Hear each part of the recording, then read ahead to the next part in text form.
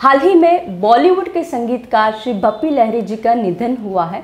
ये पूरे भारत और बॉलीवुड के लिए एक बहुत ही बड़ा नुकसान है, लेकिन इसके साथ साथ एक बहुत ही इम्पॉर्टेंट कंडीशन बाहर आई है जिसका नाम है ऑब्स्ट्रक्टिव स्लीप एपनिया। और ये मेडिकल कंडीशन ही ज़्यादा करके उनके निधन का रीज़न भी बताया गया है मीडिया में। तो क्या है ये ऑब्स्ट्रक्टिव स्लीप एपनिया, आज हम उसके बारे में ही बात करेंगे। नमस्कार दर्शकों, स्वागत है आपका मेरे इस YouTube चैनल और मैं हूं आपकी होस्ट डॉक्टर तानवी मयूर पटेल, एंडोक्राइनोलॉजिस्ट यानी कि हार्मोन विशेषज्ञ डॉक्टर, मुंबई से। ऑब्स्ट्रक्टिव स्लीप एपनिया की जो कंडीशन है वो बहुत ही ज़्यादा कॉमन कंडीशन है, लेकिन दुख भरी बात यह है कि बहुत सी बार ये कंडीशन सही तरीके से डायग्नोज नहीं हो पाती और सही तरीके से इसका इलाज भी नहीं होता। एज ए डायबिटीज़ स्पेशलिस्ट होने की वजह से बहुत सारे डायबिटिक मरीज़ों को ये बीमारी होती है। तो क्या है ये ऑब्स्ट्रक्टिव स्लीप एपनिया, आज हम उसके बारे में डिटेल में बात करेंगे। वो कंडीशन क्या होती है, किस कारणों के वजह से होती है, अगर आपको ये कंडीशन होती है तो आपके शरीर में क्या लक्षण आ सकते हैं, किन मरीज़ों को ये कंडीशन होने की संभावना ज़्यादा होती है, इसको हम कैसे जानते पहचानते हैं, कैसे ठीक करते हैं और अगर ठीक नहीं किया तो क्या कॉम्प्लिकेशंस है, ये सभी पे आज हम बात करेंगे। तो सबसे पहले हम ये कंडीशन का नाम ही तोड़ते हैं जिसका नाम है ऑब्स्ट्रक्टिव स्लीप एपनिया। जी हाँ, स्लीप यानी कि नींद और एपनिया का मतलब होता है जब आपके श्वास लेने की प्रक्रिया कुछ क्षणों के लिए अटकती है तो इसको हम एपनिया कहते हैं। यानी कि जब आप सो रहे हैं तब आपकी जो सांसें लेने की जो प्रक्रिया है वो अटक जाती है, और ये इतने लंबे वक्त के लिए नहीं अटकती कि आपको इसके बारे में समझ में आए। इसका जो शॉर्ट ड्यूरेशन जो होता है कभी कभी 5 से 10 सेकंड तक ही हो सकता है, और ऐसा ये बार बार होता है। जी हाँ, पूरी रात की नींद में बहुत सी बार आपकी सांसें ऐसे बार बार अटकती है, इसको हम स्लीप एपनिया कहते हैं। स्लीप एपनिया मेनली 2 तरीके का होता है। पहला होता है central sleep apnoea. Central sleep apnoea में हमारा जो दिमाग जो होता है वो सही तरीके से सिग्नल नहीं दे पाता हमारे सांस लेने की मसल्स को। सेंट्रल स्लीप एपनिया में आपके जो श्वास लेने की जो मार्ग है, एयरवे जिसको कहते हैं, उसमें कोई भी ऑब्स्ट्रक्शन नहीं होता है। और दूसरी कंडीशन है जिसका नाम है ऑब्स्ट्रक्टिव स्लीप एपनिया। ऑब्स्ट्रक्शन यानी कि बाधा, यानी कि जो हमारे सांस लेने का जो मार्ग है, एयरवे है, उसमें कुछ बाधा है, कुछ ब्लॉकेजेस है, जिसके वजह से सही तरीके से ऑक्सीजन हमारे फेफड़ों तक नहीं पहुंच पाता। और क्योंकि फेफड़ों तक सही ऑक्सीजन नहीं पहुंच पाता, आपकी जो सांस है कुछ क्षणों के लिए अटक जाती है। ऑब्स्ट्रक्टिव स्लीप एपनिया बहुत ही कॉमन कंडीशन है। इनफैक्ट 65 साल की उम्र से ज़्यादा व्यक्तियों को करीबन 10% ये बीमारी होने की संभावना है, और जो मिडिल एज की जो व्यक्ति होते हैं उनको ये प्रॉब्लम होने की संभावना 4 से 9% तक भी हो जाती है। प्रॉब्लम यह है कि अगर इस कंडीशन को हम सही तरीके से ठीक नहीं करते तो इसकी सीधी आड़ असर आपके हार्ट पे यानी हृदय पे भी आ सकती है। अब चलिए जानते हैं कि ऑब्स्ट्रक्टिव स्लीप एपनिया यानी कि OSA वाली बीमारी किन व्यक्तियों को होने की संभावना बढ़ा देता है। इसमें सबसे पहला आ जाता है कि आपकी उम्र क्या है। जी हाँ, जैसे ही उम्र बढ़ती है ऑब्स्ट्रक्टिव स्लीप एपनिया होने की संभावना थोड़ी बढ़ जाती है। तो अगर आपकी उम्र 65 से ज़्यादा है तो आपको 10% ये बीमारी होने के चांसेस है, और अगर आप मिडिल एज व्यक्ति है तो 4 से 9% आपको ये बीमारी भी हो सकती है। दूसरा, ये डिपेंड करता है कि आपका लिंग या तो जेंडर क्या है। मर्दों में ये बीमारी औरतों के कंपेयर में 3 से 4 गुना ज़्यादा कॉमन है। तीसरा, ये भी डिपेंड करता है कि आपका शरीर का वजन कितना है। जी हाँ, ऑब्स्ट्रक्टिव स्लीप एपनिया ज़्यादा करके ओवरवेट और ओबेसिटी यानी मोटापे से पीड़ित लोगों को ज़्यादा कॉमन है। इनफैक्ट अगर आपका 10% बॉडी का वज़न बढ़ जाता है तो आपको ये बीमारी होने की संभावना 6 गुना ज़्यादा बढ़ जाती है। ज़्यादा करके ये बीमारी ओवरवेट और मोटापे से पीड़ित लोगों को ही पाई जाती है। तो अभी हम वापस बात करें कि भप्पी लहरी जी की, तो हम देखें वो मर्द थे, जेंडर वाइज, उम्र वाइज उनकी उम्र 65 से ज़्यादा थी और मोटापे से वो शिकार थे। ये तीनों कंडीशन एक कॉमन प्लेटफॉर्म बन जाता है कि उनको ये डिजीज़ होने की रिस्क बढ़ चुके थे। साथ ही साथ ये भी डिपेंड करता है कि अगर आपके परिवार में किसी को पहले से OSA की बीमारी थी, अगर पॉजिटिव फैमिली हिस्ट्री, तो भी आपको ये प्रॉब्लम आ सकते हैं। अगर आपको और कोई बीमारियां हैं, अब और कोई बीमारी में जैसे आ गया डायबिटीज़ की बीमारी, हाई ब्लड प्रेशर यानी उच्च रक्तचाप की बीमारी, फेफड़ों की बीमारी जिसको हम अस्थमा कहते हैं, या तो फिर आपको बार बार आपका जो नाक का जो पैसेज है बार बार वो जाम हो रहा है जिसको नेज़ल कंजेशन कहते हैं, अगर आपको ऐसा बार बार हो रहा है तो भी आपको ये बीमारी होने की संभावना बढ़ जाती है। अगर आपको कोई हार्ट की यानी हृदय के कोई विकार है तो भी आपको ये बीमारी होने की संभावना बढ़ जाती है। अब कुछ आदतें जैसे कि धूम्रपान या तो स्मोकिंग और अल्कोहल या तो कि दारू का व्यसन करना, ये भी आपको ये रिस्क फैक्टर्स बढ़ा देता है। साथ ही साथ ये भी डिपेंड करता है कि अगर आपका जो गला है उसकी जो गर्दन बहुत ही जाड़ी है, बहुत ही मोटी है, या तो फिर आपकी ज़बान बहुत ही ज़्यादा थिक है और लंबी है, तो भी आपको ये बीमारी होने के रिस्क बढ़ जाते हैं। अब चलिए जानते हैं कि अगर आपको OSA की बीमारी है तो आपके शरीर में क्या क्या लक्षण आते हैं। देखिए, इसके जो लक्षण हैं बहुत ही ज़्यादा कॉमन होते हैं, लेकिन बहुत सी बार व्यक्ति इसको पहचान नहीं पाते हैं और कभी कभी ये लक्षण ज़्यादा करके फैमिली मेम्बर्स और ख़ास करके बिस्तर पे उनके साथ में सोने वाले फैमिली मेम्बर्स ज़्यादा हाईलाइट करते हैं। तो शादीशुदा लोगों में जो हस्बैंड वाइफ है एक दूसरे को हाईलाइट करते हैं, उसमें सबसे पहला कॉमन लक्षण होता है वो है स्नोरिंग या तो खराटे लेना। जो बाजू में जो व्यक्ति सोता है उनको पता चलता है कि जिस मरीज़ को OSA की बीमारी है वो कितनी ज़्यादा रात को खराटे लेते हैं। कभी कभार ऐसा भी होता है कि मरीज़ रात को सांस लेने में जब भी अटकती है तो उठ के बैठ जाते हैं, तो वो भी फैमिली मेम्बर्स को पता होता है। तो ये सबसे ज़्यादा कॉमन सिम्टम होते हैं जो मरीज़ के फैमिली और पार्टनर, बेड पार्टनर ज़्यादा हाईलाइट करते हैं। इसके अलावा मरीज़ को खुद को क्या लक्षण आ सकते हैं, तो जैसे ही आप सोते हैं, आपको जैसे ही आपकी सांस कुछ वक्त के लिए अटकती है तो बहुत सी बार बहुत से पेशेंट उठ के बैठ जाते हैं, घबराहट में बैठ जाते हैं, कभी कभार रात में पसीना भी बॉडी में आ जाता है जिस वजह भी बैठ जाते हैं। उनको पता नहीं चलता कि वो उनकी नींद क्यों टूट गई है और वो क्यों खड़े हो चुके हैं। बहुत सी बार बहुत मरीजों को लगता है कि बार बार उनको पेशाब आ रही है इसलिए उनकी नींद में खलेल आ रही है, बल्कि प्रॉब्लम वो नहीं है, प्रॉब्लम स्लीप एपनिया है। अचानक से जब इस रात को नींद में से बैठ जाते हैं तो बहुत लोगों को मुंह में ड्राइनेस यानी सूखापंती भी लगती है या तो खराश जैसा भी लगता है और कुछ पानी पीते हैं और लोग वापस सो जाते हैं, लेकिन उनको पता नहीं चलता कि ये प्रॉब्लम एक्चुअली स्लीप एपनिया की वजह से है। तो वैसे उनकी रात की नींद बहुत ही ज़्यादा डिस्टर्बेंस में होती है। अब जब इस सुबह की बात करें तो सुबह में उनकी नींद बहुत आसानी से खुलती नहीं है और उनको बहुत ही थका थका महसूस होता है। बहुत सी बार बहुत मरीजों को जब उठने के टाइम पे सिर दर्द होता है या तो फिर एसिडिटी जैसे भी लक्षण आते हैं। पूरे दिन में क्योंकि रात की नींद बराबर से हुई नहीं है, पूरे दिन में वो लोग को काफ़ी थकावट महसूस होती है, काम में वो ध्यान नहीं लगा पाते, उनका कंसंट्रेशन सही तरीके से नहीं होता, मूड में भी परिवर्तन आता है, कुछ चिड़चिड़ापन होता है जिसकी वजह कभी कभार ब्लड प्रेशर भी बढ़ जाता है। पूरा दिन में नींद आती रहती है, थके थके से मायूस से रहते हैं, डिप्रेशन भी काफ़ी इन मरीजों को होता है। और ज़्यादा जब भी लंबे वक्त के लिए स्लीप एपनिया होता है, ऐसे मर्दों में खास करके उनको सेक्स करने की इच्छा में भी कम आ जाती है, जिसको हम लॉस ऑफ सेक्स ड्राइव या तो लॉस ऑफ लिबिडो भी कहते हैं। तो ये कुछ लक्षण ऐसे हैं जो मरीजों को काफ़ी कॉमनली होते हैं। देखिए, ये सब लक्षण है तो बड़े बुजुर्गों में ज़्यादा करके कॉमन है, लेकिन इसका मतलब ये नहीं है कि ये बीमारी छोटे बच्चों में नहीं कॉमन है।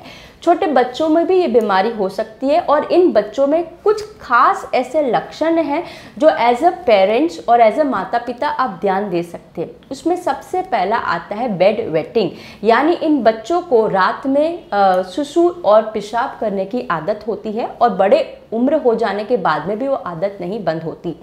दूसरा, ऐसे बच्चे ज़्यादा करके नींद में बहुत ज़्यादा खराटे लेते हैं, स्नोरिंग करते हैं, नींद में काफ़ी डिस्टर्बेंस रहते हैं, कभी कभार नींद में रोने पड़ते हैं और कभी कभार नींद में से जाग के बैठ जाते हैं। और मरीजों को और उनके पेरेंट्स को ऐसा लगता है कि शायद से बच्चे ने बुरा सपना देखा है, लेकिन ऐसी बात नहीं थी। उनको स्लीप एपनिया की वजह से ऐसी डिस्टर्बेंस आई है। बहुत बच्चों को अपने दांतों को कड़कड़ाने की यानी टीथ ग्राइंडिंग की भी हैबिट होती है, और ऐसे बच्चों को ज़्यादा करके डेंटल प्रॉब्लम्स भी ज़्यादा कॉमन हो जाते हैं।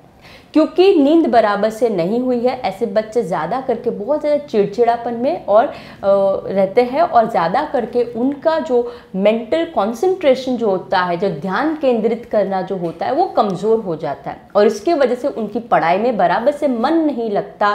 स्कूल में से कंप्लेंट्स आती है, एग्ज़ाम में रिजल्ट्स कम आते हैं और मार्क्स कम आते हैं। ये ज़्यादा करके प्रॉब्लम्स बच्चों में होता है। अब क्यों होता है बच्चों में स्लीप एपनिया? एक तो उसकी वजह है कि आजकल चाइल्डहुड ओबेसिटी यानी बच्चों में भी मोटापा बढ़ते जा रहा है, वो भी एक वजह है। दूसरे कुछ ऐसे कंजेनाइटल यानी कि जन्म दोष वाली ऐसी बीमारियां हैं, जैसे हो जाता है कंजेनाइटल डाउन सिंड्रोम। इसमें क्या होता है, बच्चों की जो ज़बान है वो बहुत ही ज़्यादा मोटी होती है, इसके वजह से उनका एयरवे में ब्लॉकेज आता है। दूसरा प्रॉब्लम है जिसका नाम है पियर रॉबिन सिंड्रोम।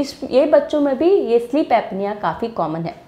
साथ ही साथ अगर बच्चों में ज़्यादा करके टॉन्सिल के जो इन्फेक्शन की बीमारी काफ़ी कॉमन होती है, और बच्चों को टॉन्सिल की बीमारियां होती है, तो अगर बच्चे को टॉन्सिल की बीमारी है और उसको सही तरीके से ठीक नहीं किया है, तो ऐसे बच्चों को स्लीप एपनिया भी काफ़ी कॉमन होता है। अब चलिए जानते हैं कि ऑब्स्ट्रक्टिव स्लीप एपनिया OSA होने की मेन वजह क्या है। देखिए, हमारे गर्दन के पीछे के कुछ मसल्स होते हैं, और ये मसल्स का काम है कि हमारे गर्दन के कुछ खास ऐसे हिस्सों को सपोर्ट देना, जैसे कि हमारी ज़बान है, हमारा तालू जिसको पैलेट कहते हैं, फिर एक गले में अगर आपने ध्यान से देखा होगा तो यू शेप का जो आकार होता है जिसको हम यूव्यूला कहते हैं, और टॉन्सिल, ये कुछ ऐसे इम्पॉर्टेंट स्ट्रक्चर्स हैं जिसको ये मसल्स सपोर्ट करती है। किसी कारणवश अगर ये मसल्स रिलैक्स हो जाती है तो इसके वजह से जो सांस लेने की जो नली है, ओके, और उसका जो श्वास लेने का जो वायु मार्ग है, एयरवे जो है, वो बहुत ही सिकुड़ के कम हो जाता है, नैरो हो जाता है, और इसके वजह से क्या होगा, कम ऑक्सीजन पहुंच पाएगा आपके फेफड़ों तक। और जैसे ही कम ऑक्सीजन पहुंचता है, हमारे खून में भी ऑक्सीजन की मात्रा कम हो जाती है, और इसके वजह से कार्बन डाइऑक्साइड की मात्रा बढ़ जाएगी। तो क्या हो गया, जैसे कार्बन डाइऑक्साइड बढ़ गया, ये तुरंत सिग्नल देता है हमारे ब्रेन को और दिमाग को। क्योंकि ऑक्सीजन लेवल कम हो चुका है, ब्रेन तुरंत ही अलर्ट कर देता है हमें, और इसके वजह से हमारी नींद टूट जाती है, और जैसे ही हमारी नींद खुल जाती है, वो एयरवे जो सिकुड़ चुका था वो वापस ओपन अप हो जाता है। ऐसा जब बार बार होता है तो इसी कंडीशन को हम स्लीप एपनिया कहते हैं। देखिए, ज़रूरी नहीं है कि हर बार आपकी नींद जब खुलेगी तो आपकी आंखें खुल के आप अलर्ट हो जाएंगे। कभी कभार ये इतना छोटे वक्त के लिए होता है, फ्रैक्शन ऑफ सेकंड के लिए होता है, कि हमारी नींद खुलती है लेकिन हमें इसके बारे में पता भी नहीं चलता। कभी कभार ये जो प्रक्रिया है ये पूरे 1 मिनट में कम से 5 से 30 बार तक भी हो सकती है, या उससे भी ज़्यादा हो सकती है। और ये जो प्रक्रिया है पूरी रात भर चलते आ रही है, और इसके वजह से आपकी नींद कभी भी कंप्लीट नहीं हो पा रही, आप कभी भी एक रेस्टफुल वाले स्लीप मोड में नहीं पहुंच पा रहे। और क्योंकि आप वो स्लीप मोड में नहीं है, आपकी नींद आपको पूरी नहीं हो पाती। आप जब उठते हैं तो आपको लग रहा है कि अभी कुछ और सो जाए, या तो आपको थका थका महसूस हो रहा है, पूरे दिन आपको सुस्ती लग रही है, नींद आ रही है। यही सबसे मेन वजह है ऑब्स्ट्रक्टिव स्लीप एपनिया की। ज़्यादा करके ये एपनिया मोटापे से शिकार लोगों को ज़्यादा होता है। जिस व्यक्तियों की गर्दन बहुत ही जाड़ी है, उसको भी ये प्रॉब्लम होने की संभावना बढ़ जाती है। मर्दों में अगर हम बात करें तो अगर आप पूरे हमारी गर्दन के हिस्से का अगर नेक सर्कमफ्रेंस नापे, तो अगर मर्दों में 43 सेंटीमीटर से ज़्यादा है, या तो औरतों में 38 सेंटीमीटर से अगर ज़्यादा नेक सर्कमफ्रेंस है, तो इन व्यक्तियों को OSA की बीमारी ज़्यादा हो जाती है। साथ ही साथ कुछ ऐसी बीमारियां जैसे कि थायराइड की बीमारी, डायबिटीज़ की बीमारी, अस्थमा की बीमारी, ब्लड प्रेशर की बीमारी अगर ऐसी है तो भी आपको ये प्रॉब्लम ज़्यादा हो सकती है। जिन मरीजों का चेहरा गोल सा है, गर्दन मोटी सी है, उन व्यक्तियों को भी ये प्रॉब्लम होने के रिस्क बहुत ज़्यादा होते हैं। अब चलिए जानते हैं कि ऑब्स्ट्रक्टिव स्लीप एपनिया को हम कैसे जांचते हैं और कैसे उसकी डायग्नोसिस करते हैं।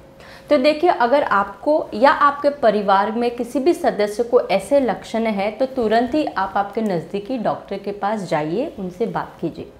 आपके डॉक्टर जो है आपकी पूरी डिटेल में मेडिकल हिस्ट्री लेंगे। जब हम मेडिकल हिस्ट्री लेते हैं तो हम इस आपकी स्लीप पे बहुत ही ज़्यादा गौर से ध्यान देते हैं। हम पूछेंगे आपको कि आपकी स्लीप कैसी है, क्वालिटी ऑफ स्लीप कैसी है। आपके परिवार से भी आपकी स्लीप की हिस्ट्री हम ले सकते हैं। दूसरा होता है आपकी कुछ ऐसे फिजिकल एग्जामिनेशन, जहाँ पे हम ये चेक करेंगे कि आपका बॉडी वेट क्या है, आपकी नेक सर्कम्फ्रेंस कैसी है, आपको और कोई बीमारी तो नहीं है, खास करके अगर नेज़ल पैसेज की बीमारी, ठीक है। तो ये होगा दूसरा, हिस्ट्री एंड एग्जामिनेशन। तीसरा, खास प्रकार की स्लीप स्टडी आती है जिसको हम सोमनोग्राम कहते हैं। इसमें हम आपकी नींद की जांच करते हैं। अब देखिए, जो स्लीप स्टडी जो होती है ये पहले के टाइम पे अस्पताल में या तो खास ऐसे मेडिकल सेंटर्स में जाना पड़ता था। आजकल बहुत ज़्यादा एडवांसमेंट हो चुका है और आप ये स्लीप स्टडी आपके घर पे भी करा सकते हैं। तो जब हम स्लीप स्टडी कराते हैं तो हम आपके स्लीप के रिलेटेड बहुत सारे पैरामीटर्स को ध्यान देते हैं। हम ये देखते हैं कि आपका जो एयरवे जो है वो कैसा है, आपकी जो सांस लेने की पैटर्न है वो कैसी है, आपके खून में ऑक्सीजन और कार्बन डाइऑक्साइड का लेवल क्या है। नींद के दौरान आपके बॉडी में, खास करके आपके आर्म्स में कुछ मूवमेंट है, आपकी आंखों की मूवमेंट हो रही है, आपकी ब्रेन की इलेक्ट्रिकल सिग्नल एक्टिविटी क्या है। हम ये भी चेक करते हैं कि कितनी बार आप सो के उठे हैं, कितनी बार आपकी नींद में डिस्टर्बेंस आया है। ये सभी चीज़ें हम स्लीप स्टडी के द्वारा पाते हैं। और जैसे ही हम स्लीप स्टडी का रिजल्ट आता है, हमें पता चलता है कि आपको ऑब्स्ट्रक्टिव स्लीप एपनिया है या नहीं है, और अगर है तो क्या ये माइल्ड है, मॉडरेट है या सीवियर है, और उसी के हिसाब से उसका ट्रीटमेंट होता है। तो अब चलिए बात करते हैं कैसे हम इस बीमारी को ठीक करते हैं, कैसे इसका इलाज करते हैं। देखिए, इसका इलाज जो है वो केस डिपेंडेंट है, यानी इंडिविजुअल केस के हिसाब से ही उसका ट्रीटमेंट होता है। लेकिन ज़्यादा करके मोटे मोटे तौर पे क्या ट्रीटमेंट और इलाज होता है उसके बारे में हम बात करेंगे। तो सबसे पहला, अगर हमें पता चलता है कि आपका BMI यानी बॉडी मास इंडेक्स ज़्यादा है, जहाँ पे आपको मोटापा है, तो आपको वेट लॉस और वज़न कम करना सबसे ज़्यादा रिकमेंडेशन किया जाता है। इनफैक्ट अगर आपने 10% भी वज़न कम किया तो आपको आपकी स्लीप स्टडी में बहुत ज़्यादा इम्प्रूवमेंट आएगा और आपकी स्लीप एपनिया काफ़ी हद तक कम हो जाएगी। दूसरा जो है, अब हम ये भी चेक करते हैं कि आपको और कोई बीमारी है, खास करके डायबिटीज़, ब्लड प्रेशर, थायराइड, अगर वो ठीक नहीं है तो हम उसको भी ठीक करते हैं। तीसरा, हम ये भी देखते हैं कि आपको और कोई रिस्क फैक्टर्स है, जैसे कि स्मोकिंग है, अल्कोहल है, तो उसको भी आपको बंद करने को डॉक्टर कह सकते हैं। और एक है आपकी स्लीपिंग पोजीशन। खास करके अगर आपका स्लीप एपनिया बहुत ही माइल्ड सा है तो उन केसेस में हम रेकमेंड करते हैं कि मरीजों को एक तरफ ही सोए, तो उससे आपका थोड़ा कंजेशन और एयरवे थोड़ा ज़्यादा ओपन अप होता है। चौथा है कुछ नेज़ल स्प्रे। नेज़ल स्प्रे खास करके उन व्यक्तियों को फ़ायदा करता है जिनके नेज़ल पैसेज में बहुत ज़्यादा कंजेशन और जाम हो जाता है। अगर आपको बार बार कंजेशन की वजह से नाक आपका जाम हो रहा है तो वो उस मरीजों को नेज़ल स्प्रे काफ़ी हद तक फ़ायदा कर देता है। दूसरा आता है एक मशीन जिसका नाम है CPAP मशीन। ये CPAP मशीन बहुत ही important part of the treatment है। देखिए, CPAP मशीन में एक मास्क होता है जो यूजुअली आपको सोने के टाइम पे पहनना है, और ये पहन के ही आपको रोज़ रात को सोना है। ये मास्क जो है आपको नोज़, आपका माउथ कवर करे उतने तक का मास्क होता है। और ये CPAP वाला जो मशीन का जो मास्क होता है उसकी एक नली होती है जो कनेक्ट होती है एक एयर ब्लोअर में। तो क्या होता है, जैसे आपने मास्क पहना है, ये एयर ब्लोअर एक सर्टेन स्पीड पे और एक सर्टेन सेट फ्रीक्वेंसी पे हवा को छोड़ता है और आप इसके द्वारा ही सांस लेते हैं। क्योंकि ये हवा का प्रेशर इतना होता है, जो गले में जो हमारे पीछे की जो मसल जो रिलैक्स होकर जो पैसेज को बंद करने वाली थी वो बंद अभी नहीं होगी। तो इससे क्या होगा, आपका ना वो पैसेज बंद होगा, ना वो पैसेज बंद होने की वजह से आपकी नींद में खलेल आएगी। CPAP मशीन या ऑब्स्ट्रक्टिव स्लीप एपनिया का बहुत ही इम्पॉर्टेंट ट्रीटमेंट में माना जाता है। इसके अलावा अगर आपको और ट्रीटमेंट की ज़रूरत पड़े तो हो सकता है कि खास प्रकार के ओरल डिवाइसेस आते हैं। ओरल डिवाइसेस यानी कि मुंह में पहनने वाले डिवाइस। ये डिवाइस ज़्यादा करके जो डेंटिस्ट यानी कि जो दांतों के जो डॉक्टर होते हैं वो ज़्यादा रेकमेंड करते हैं। और अगर आपके लोअर जॉ यानी जो जबड़े की अगर साइज़ में या तो उसमें कुछ प्रॉब्लम है तो ओरल डिवाइसेस वहाँ पे काफ़ी हद तक फ़ायदा पाया जाता है।